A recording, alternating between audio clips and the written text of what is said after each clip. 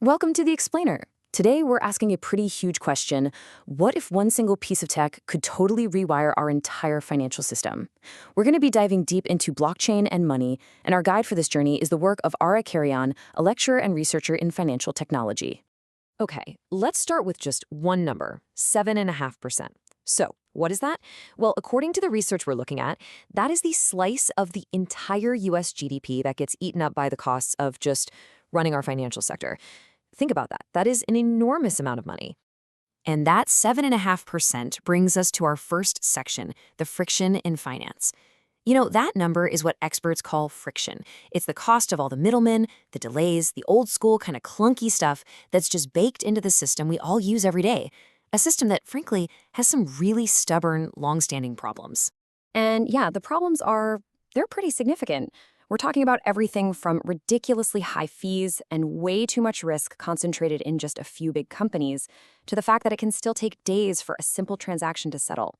The system also locks out millions of people and even creates instability in the government-issued currencies we all rely on. So, it all just begs this massive question, right? In a world where you can send an email or a photo across the globe in a split second, why can't we move our money just as easily? I mean, what if we could actually get rid of all that friction and build a financial system that just works?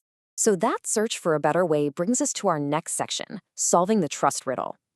This is really the heart of the matter. For centuries, the big puzzle in finance has always been about trust. How do you know a transaction is legit without having some central authority, like a bank, to vouch for it? Okay, this is such a cool moment in history. This slide captures it perfectly. It's Halloween, 2008, and this email just appears in a cryptography mailing list. It's from the totally mysterious Satoshi Nakamoto, and inside is a white paper that proposes a solution to that exact riddle of trust.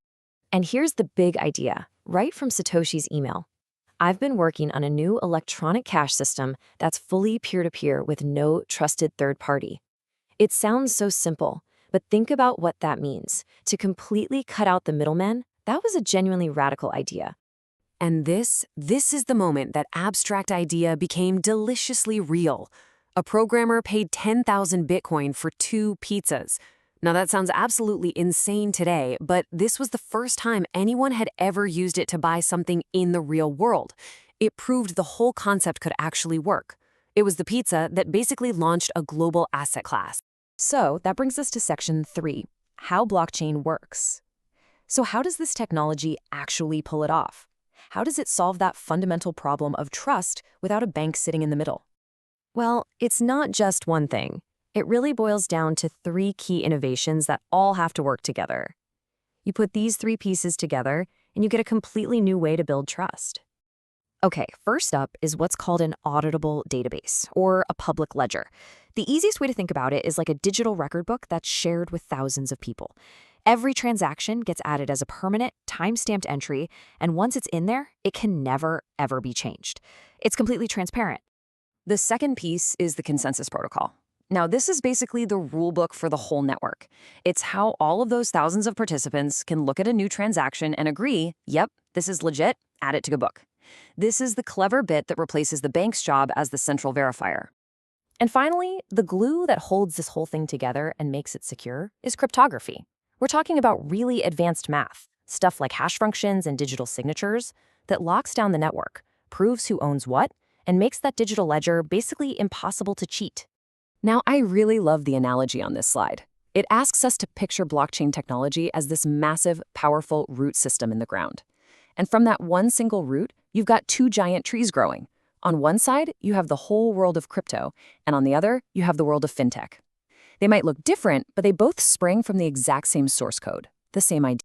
So naturally, the growth of these 2 trees has kicked off a really fascinating clash in the financial world. It's the classic story, right? The established giants versus the new kids on the block. And that's our 4th section, incumbents versus disruptors. This table just nails the different mindsets. You've got the startups, and their philosophy is basically beg for forgiveness later, don't ask for permission now. Their whole strategy is just to get huge fast.